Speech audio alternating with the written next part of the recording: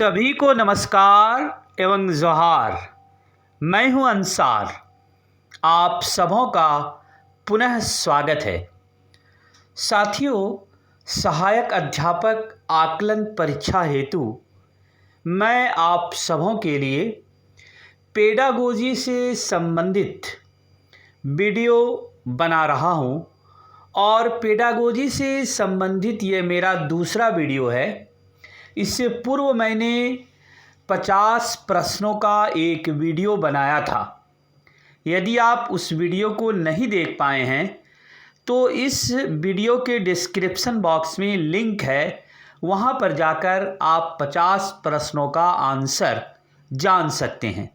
साथियों, आज का यह वीडियो पेडागोजी के 30 प्रश्नों के साथ है और सभी प्रश्न महत्वपूर्ण है। मेरा आपसे सुझाव है, इन प्रश्नों को ध्यानपूर्वक सुनिए और उसकी आंसर को समझने का प्रयास कीजिए। हो सकता है आकलन परीक्षा में आपके लिए यह उपयोगी सिद्ध हो। तो चलिए प्रश्नों की शुरुआत करते हैं।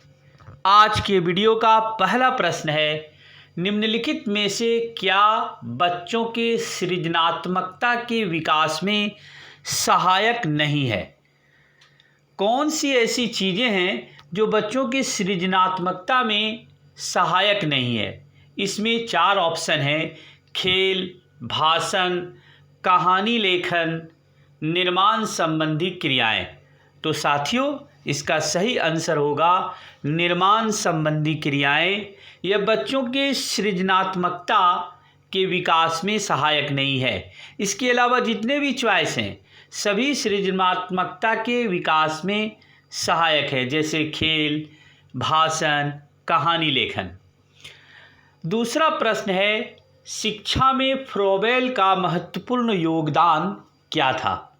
साथियों, इसका उत्तर होगा किंडरगार्टन। मित्रों, किंडरगार्टन एक स्कूल था जिसे फ्रोबेल ने खोला था।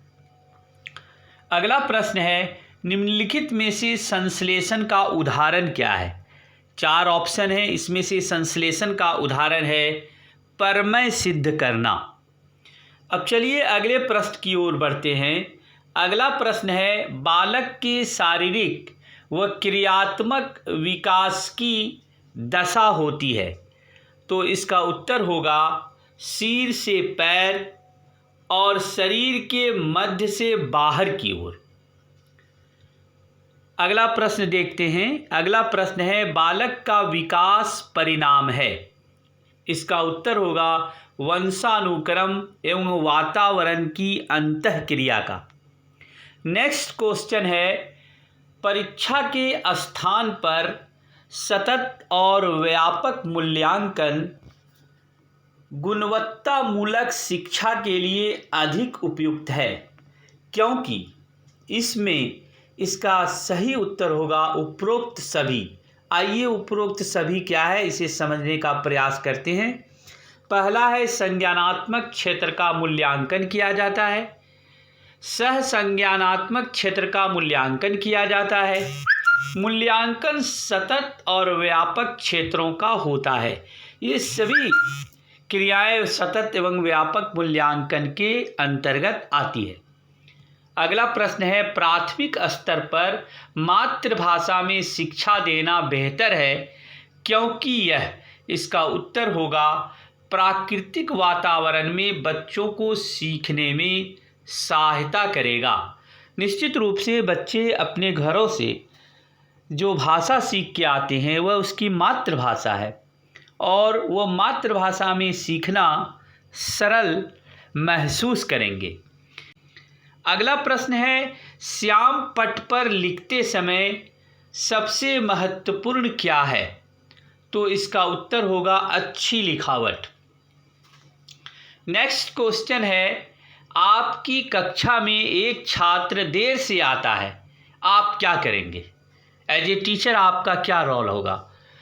तो इसका सटीक उत्तर होगा कारण जानने की चेष्टा करेंगे। आखिर वो बच्चा क्यों आया, क्यों देर से आ रहा है। तो एक शिक्षक होने के नाते हम सब जो है उसके कारणों का पता करेंगे। नेक्स्ट क्वेश्चन है, शिक्षा का उद्देश्य होना चाहिए। शिक्षा का क्या उद्देश्य होना चाहिए? तो इसका उत्तर होगा व्यावहारिक जीवन के लिए शिक्षार्थी को तैयार करना। नेक्स्ट प्रश्न है, विद्यार्थी में अवांछित व्यवहार को परिवर्तन करने में सबसे प्रभावी पद्धति क्या है? तो इसका सही उत्तर होगा अवांछित व्यवहार के कारणों को ढूंढना और उपचार का प्रबंध करना। आखिर विद्यार्थी अवांछित व्यवहार क्यों कर रहे हैं, इसका कारण क्या है, और जब कारण का पता चले तो उसका निवारण ढूंढना चाहिए।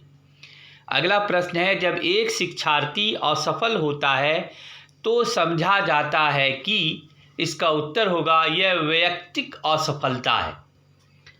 नेक्स्ट क्वेश्चन है, किसी विद्यार्थी की सबसे महत्वपूर्ण विशेषता क्या है? सबसे महत्वपूर्ण विशेषता किसी विद्यार्थी की होगी आज्ञाकारिता। हालांकि इसमें जितने भी चॉइस हैं वो सभी उत्तर सही हैं, लेकिन सबसे सटीक उत्तर क्या होगा? आज्ञाकारिता। अगला प्रश्न है, आप किसी कक्षा में पाठ पढ़ाते हैं और एक विद्यार्थी विषय से असंबंधित एक प्रश्न पूछता है, तो आप क्या करेंगे? कक्षा के बाद प्रश्न का उत्तर देंगे आप। नेक्स्ट क्वेश्चन है, एक सामान्य 12 वर्ष की आयु के बच्चे में सबसे अधिक होना संभव है। एक 12 वर्ष के बच्चे में सबसे अधिक क्या होता है? तो उसका आंसर होगा समकक्षी के अनुमोदन के लिए बेचैनी। नेक्स्ट प्रश्न है, विद्यालय से विद्यार्थियों के भाग जाने का कारण है। क्या कारण हो सकता है? तो इसका सटीक उत्तर होगा समस्या के प्रति शिक्षकों की निर्दय अभिव्यक्ति। अब चलिए अगला प्रश्न देखते हैं। अगला प्रश्न है, विद्यालय में श्रम की स्फूर्ति का विकास करने के लिए क्या होना चाहिए? तो इसका उत्तर होगा समय समय पर विद्यार्थियों को श्रम करने का अवसर देना होगा। नेक्स्ट प्रश्न है, बाल विकास की परिभाषा का अध्ययन क्षेत्र है। क्या है अध्ययन क्षेत्र? तो इसका उत्तर होगा किसी बच्चे के संज्ञानात्मक, सामाजिक तथा दूसरे सामर्थ्यों के कर्मिक विकास के लिए उत्तरदायी होना।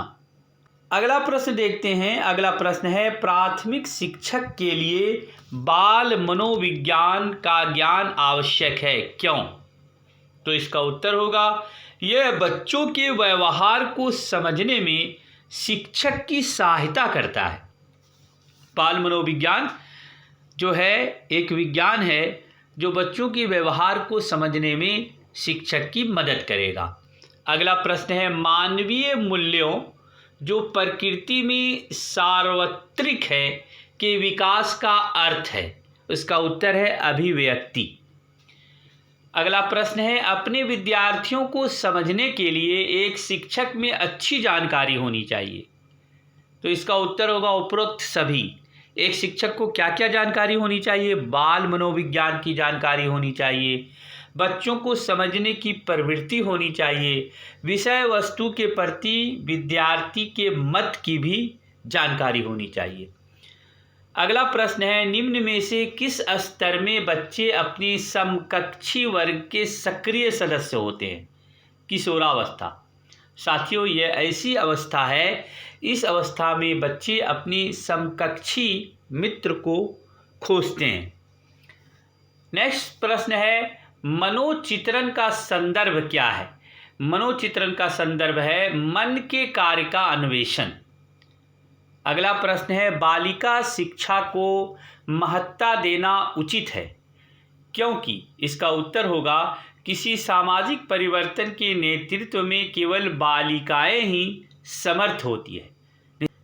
अगला प्रश्न है, विकास शुरू होता है, ये कहाँ से विकास शुरू होता है?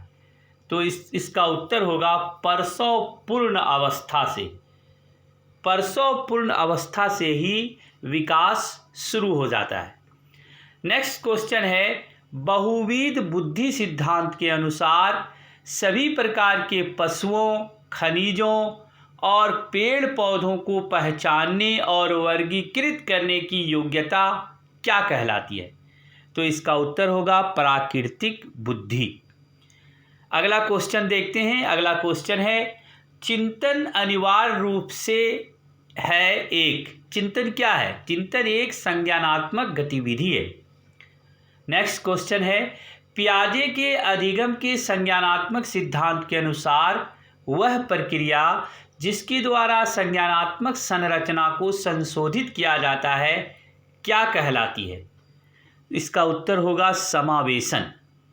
विज्ञान एवं कला प्रदर्शनियाँ, संगीत एवं नृत्य प्रस्तुतियाँ तथा विद्यालय पत्रिका निकालना डैश के लिए है। ये किसके लिए है? शिक्षार्थी को सृजनात्मक मार्ग उपलब्ध कराने के लिए है। कोहलबर्ग के अनुसार सही और गलत प्रश्नों के बारे में निर्णय लेने में शामिल चिंतन प्रक्रिया को क्या कहा जाता है? इसका उत्तर होगा नैतिक तर्कना।